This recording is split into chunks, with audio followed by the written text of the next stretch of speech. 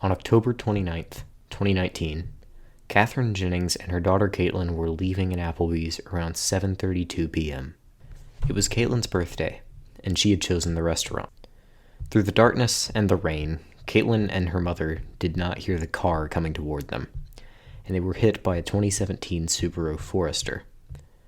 This accident is not uncommon, but it is preventable.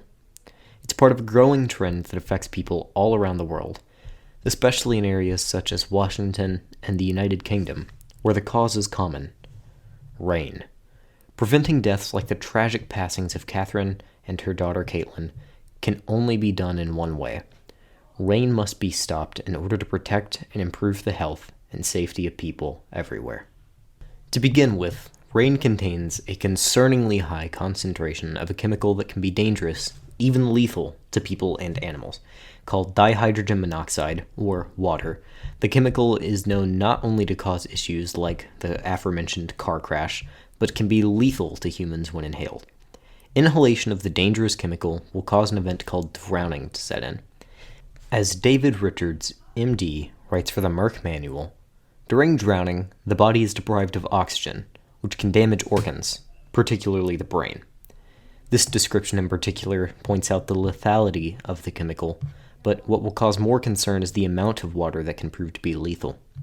As Timothy W. Watkins, MD, writes for the Hackensack Meridian Health, it has been reported that it only takes 20 seconds for a child to drown, and roughly 40 seconds for an adult, and in some cases, it can take as little as a half a cup of water to enter the lungs for the phenomenon to occur.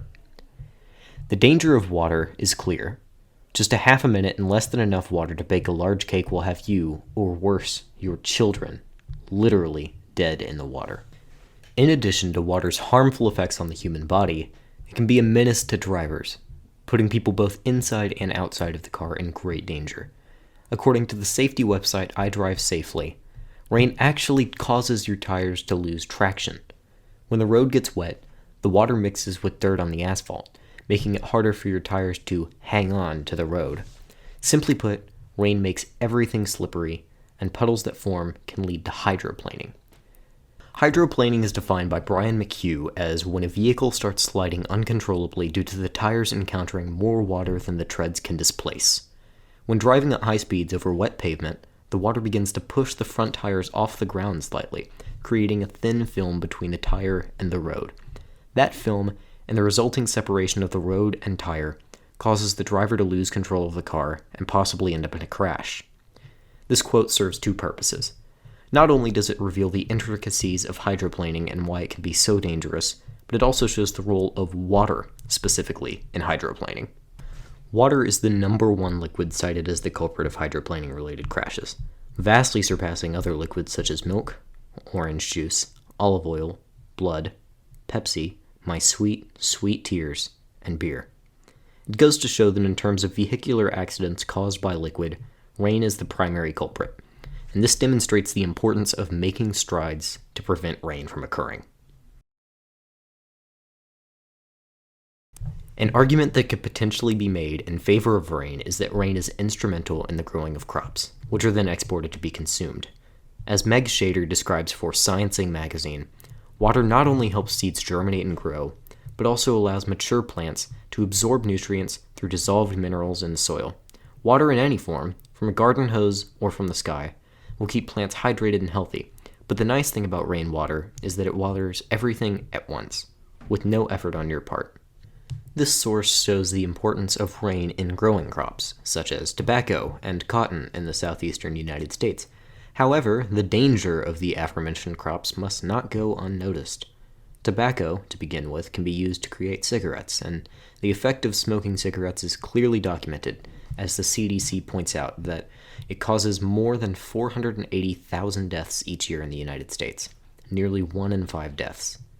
Smoking is an incredibly dangerous activity that can be only made possible by the crops that rain plays a role in growing.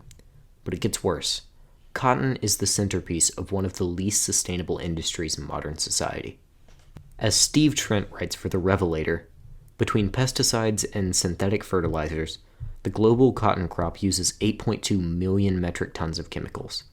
Those inputs impoverish the soil, pollute the waterways, decimate biodiversity, and often poison people too. They also mean that the carbon footprint of cotton is extraordinarily high. Globally, cotton cultivation accounts for 220 million metric tons of CO2 per year. Rain's role in the production of cotton is indisputable, and with a light being shown on the harmful effects that cotton can and does have on the environment, the growth of cotton is unjustifiable. The solution is simple. By stopping rain in its tracks, not only are hundreds of thousands of people saved from the ailments brought about by tobacco consumption, a significant toll is also taken off of the environment due to lower use of pesticides and less carbon emissions. In brief, rain is an incredibly dangerous phenomenon that puts millions of people in danger each year in a number of ways. Rain contains a chemical that causes drowning, a completely preventable occurrence that cuts many lives short each year. Rain causes an increase in car wrecks, making the roads unsafe for both drivers and pedestrians. Similarly, rain is a factor in car crashes more than any other liquid, blood that's caused in the car crash not included. And finally, while rain may be instrumental in growing crops, these crops can often be more of a detriment to the world around them than an improvement. Stopping rain from occurring would improve society as a whole by improving the health and safety of people everywhere.